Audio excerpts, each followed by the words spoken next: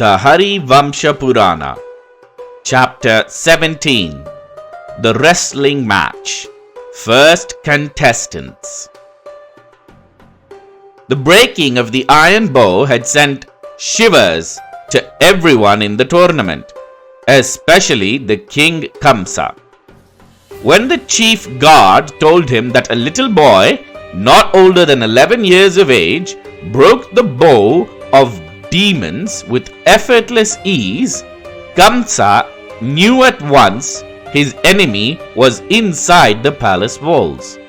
He gave the prize of 1,000 dravina to the guard and commanded him to keep his mouth shut regarding the bow, and to share it among the three others to ensure that the word did not spread from them.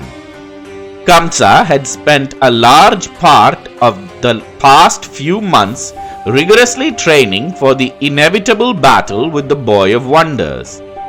He laid in bed with his two wives, Asti and Prapti, as they continually consoled him and reminded him of his magnificence. He could not wonder, what if the boy was truly more potent than he is? He decided not to take any chances. He woke in the middle of the night, brushed aside his two wives from his bed and made his way to the High King's chambers and commanded his guard to bring forth Chanura. Chanura repaired to the chamber swiftly, yet groggy from an interrupted sleep. "Chanura, the boy, he strung and broke the iron bow," said Kamsa. "Yes, your majesty, I heard, your majesty," said Chanura. "And you still slept?" roared Kamsa. "Your majesty, I was merely resting my eyelids while thinking of a plan," Chanura said, with a sly overtone to quickly change the fact that he did not sport a freckle of worry on his face. "Tell me this plan," insisted Kamsa. "Your majesty, I spent the latter half of this evening thinking of annihilating the miscreant who steals your sleep," Chanura lied.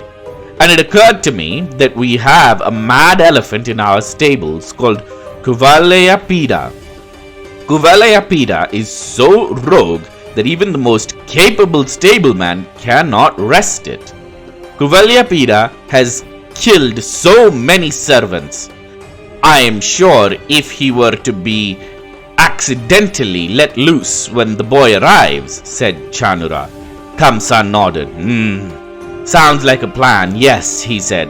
"Your majesty, even if he manages to cater to the elephant, both me and Mushtika will wrestle with him and his brother first. We are the best wrestlers in all the land, and we will break his arms and legs in such a crowd that no being will dare to question your authority," said Chanura with a slight cackle. Chanura's tone was so confident that Kamsa actually began to believe in victory. "So be it. Go forth with your plan and we will put an end to this vile creature that Mahavishnu favors," said the tyrant of Mathura. He then went back to his bedchambers to see both his wives fully asleep, and as fortune favored him that night, he lulled himself to a sound sleep. The next day, the entire city of Mathura awoke before sunrise. The festival of the bow, albeit broken bow, had everyone excited. Little boys were flexing their limbs and talking about how they could wrestle King Kamsa himself to the ground, while little girls giggled around them. The adolescent boys took part in various games such as lifting heavy weights, throwing spears, and hitting archery targets. The adolescent girls took notice of the more eligible males within the tournament. The stadium was built with extravagant fittings, and one by one the citizens marched into the stadium to take their respective seats. The competitors were ushered into a different direction and moved to the back of the stadium. The games involved sprinting, spear throwing, archery, and of course, wrestling. Wrestling was the sport which garnered the most interest, as many kings and princes could challenge the king himself, and if they won the match, they could own the entire kingdom. There was a catch, however. The match was a mortal combat, and only one participant came out of it alive. It was always King Kamsa who did. No one dared to challenge the king, knowing fully well the might and prowess the king of Mathura wielded. No one dared to risk their life in certain death. Both Krishna and Balarama woke early the next morning, bathed in the river Yamuna, offered prayers to the sun god Savitar, and they made their way to the stadium. Chanura, disguised as a guide, instantly recognized both the boys and ushered them towards the elephant stables. Kuvalayapida had been fanned with irritants such as peppers laced into his eyes. Kuvalayapida was a maddened elephant and had to be controlled with heavy iron chains. Just as both the boys made their way into the stadium via the stables, Chanura instructed the stableman to loosen the chains, and with a loud trumpet of its trunk, the elephant hurtled towards the first thing it saw. Krishna slapped his inner thigh and said, "Looks like a pre-game warm-up awaits us, dear brother," as he charged toward the elephant, while Balarama laughed and got out of Krishna's way. Krishna flung himself under the elephant while grabbing its gargantuan trunk. Krishna's speed and momentum caught the wild beast off guard. It slipped and fell on its side, and panic erupted all over the street. The elephant managed to get back up and was now properly enraged, and it charged with tremendous force towards Krishna, who had just regained his composure and faced the monstrous beast with a smile and a burrowed frown. The elephant lowered its tusks and charged with all its might in an attempt to gore the Lord. With a smirk, Krishna grabbed its tusk and stopped the elephant in its tracks. He pulled out one of its tusks and gored its underbelly. With a loud groan, Kuvalayapida fell down dead. Krishna swept both his palms and made his way to the stadium, while Balarama joined him as if nothing out of the ordinary happened. All the while, Chanura's jaw was dropped and his eyes were wide open. It took him a few moments to process what had actually happened, and then he realized that the rumors were indeed true. This boy slaughtered an elephant like a man snaps a housefly. Fear began to seep into him. There was no deity doing his dirty work, no Indra or the Maruts who helped him slaughter Kuvalayapida. He did it with his bare hands. Did he kill all of Kamsa's servants with his bare hands, he thought to himself as he approached the stadium. Krishna and Balarama entered the stadium from the champion's entry, and a cacophony of applause filled the stadium as they saw a dark-hued lad with blood and wounds on his body from his first fight with Kuvalayapida. Kamsa's stomach churned as he guessed that Krishna had slaughtered the elephant. The rules of the wrestling match were then detailed to all the participants. Krishna sat amongst all the other wrestlers, who were all considerably larger, and nodded as the rules were explained to him.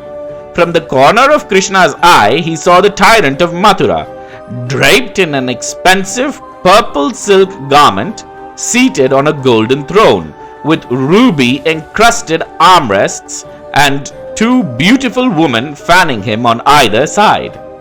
Kamsa's brow was now very furrowed as he surveyed the legendary boy prophesied to execute him. And sure enough, Krishna sat with his brother Balarama in the center of all the wrestlers, without a fringe of worry on his forehead. Krishna was sporting a naughty smirk on his lips, as though he was ready to have some fun. A tall, well-built, slightly bearded man, dressed in simple clothing covering only from thighs to his belly button, walked up to the center of the stage, and an eerie hush fell upon the participants and the audience alike. I am Mushtika, the presenter of the trial of arms. By the glory of the King Mathura, King Kamsa, do we all live. It is through the mercy and the kindness of King Kamsa that we take our safety and security for granted, said the man. And as though on cue, a loud applause burst from within the ranks of the audience. Mushtika raised his right arm and opened his palm to quieten the audience. And then there was an instant hush over the stadium as he continued. The mighty King Kamsa, who feeds the poor and rich alike, keeps the enemies of Mathura at bay, and entertains the citizens of Mathura. And the applause rung again. But King Kamsa did not smile or even nod. He was fixed on the little boy who was to be his executioner. Tell me, dear Guru, was the elephant Kuvalayapida also a demon?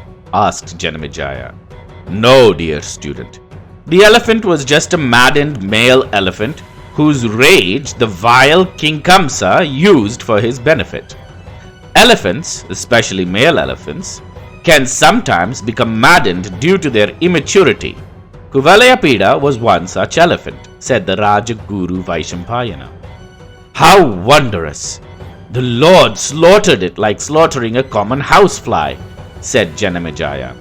For the God incarnate, even the most powerful demon is a common housefly. Such is the might, dear king, said the Rajaguru Vaishampayana. How fascinating! Tell me more. Who battles next? Asked Janamejaya. And the Rajaguru promised to do so in the next episode of the Harivamśa.